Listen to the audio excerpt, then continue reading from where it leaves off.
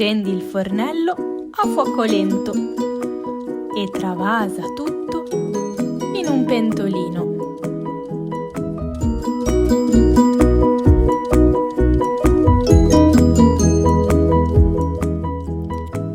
Continua a mescolare, mi raccomando, non fermarti.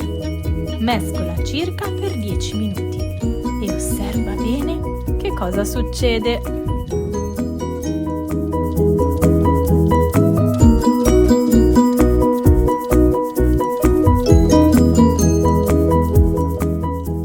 Guarda, ci sono delle bollicine. Oh, ce ne sono sempre di più. Non fermarti, continua a mescolare.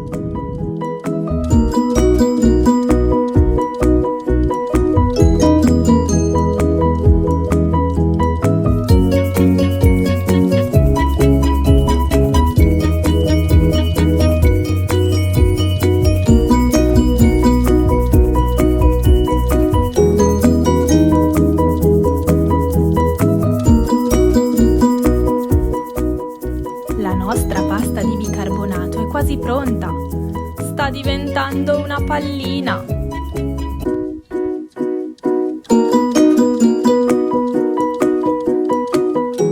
Ma che cos'è successo? Prima era liquida e adesso si è trasformata. Ma non toccarla, stai attento che scotta.